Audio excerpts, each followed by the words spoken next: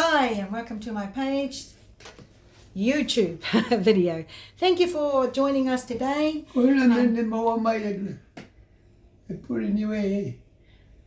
tau celebration nai ni. Yeah, ko tau celebrating ka ha he lima ngō furu e tau he constitution.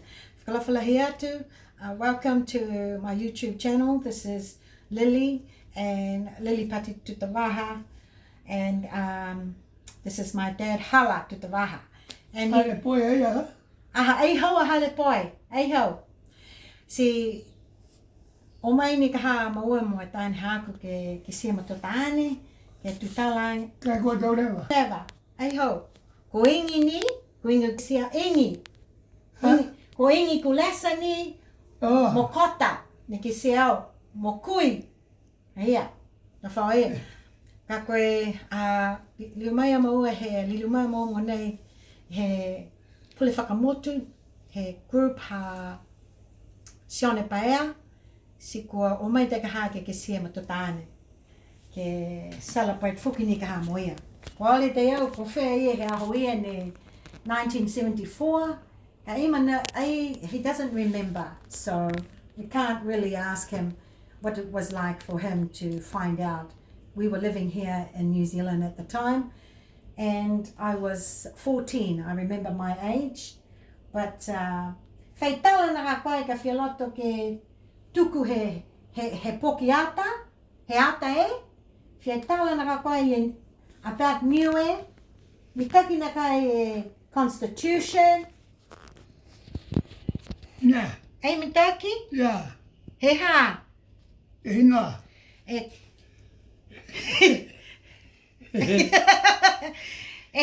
Pule whakamotu. Whewheta manatu hao he pule whakamotu. Mitaki na kai? Poke ai mitaki. Ko tala hau tai? Yeah. Pehe tata ki taki.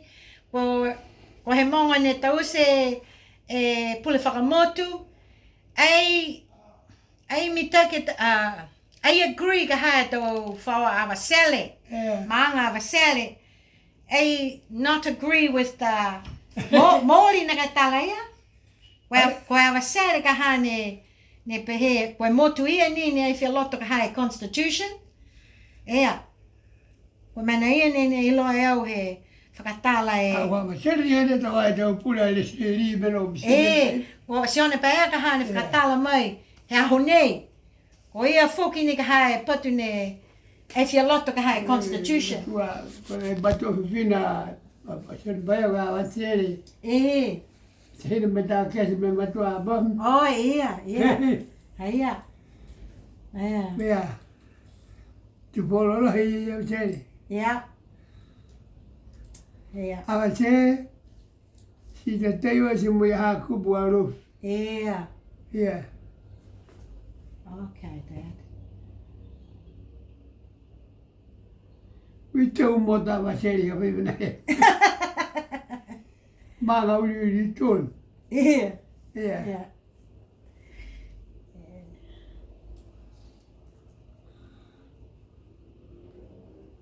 Whai tala whoki na kai?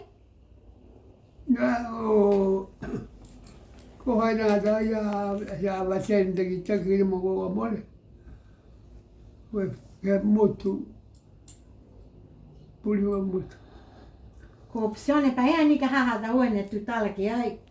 Ne tause ka hae e pulu whakamotu i nā tapo ai.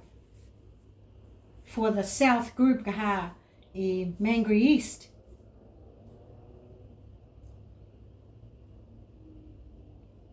Mitake i lahi tau...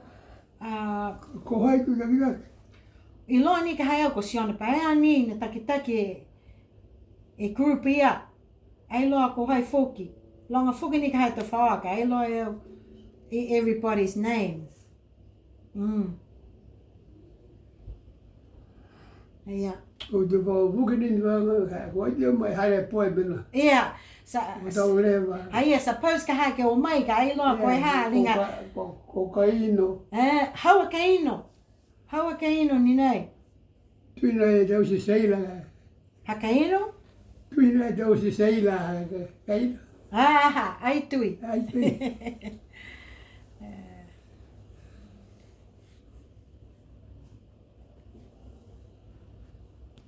Ai. Hei a osi te tu tala hataua ka? Ko osi te tala he hataua? Ia. Osi te he tala he pule whakamotu? O te puli wabati ia. Yeah.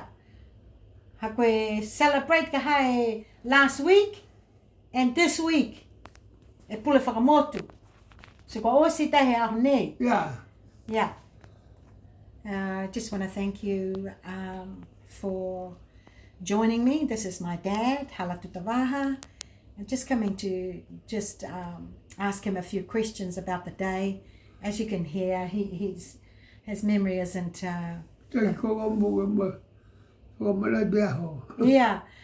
Isn't that great to remember back in 1974? Like I said, I was 14 years old. I do remember some celebration going on, but I also don't have a recollection of the actual day to tell you what really happened that day for us. But today we went to Ngā Tapawai and really enjoyed celebrating with Vai kai mo voi endo. Longe kai. Yeah. Longe tau kai ne tause. Ia. Yeah. Yo nga tau mo fo nga tau ko. Yeah. O kai he poko kai. Yeah, hea.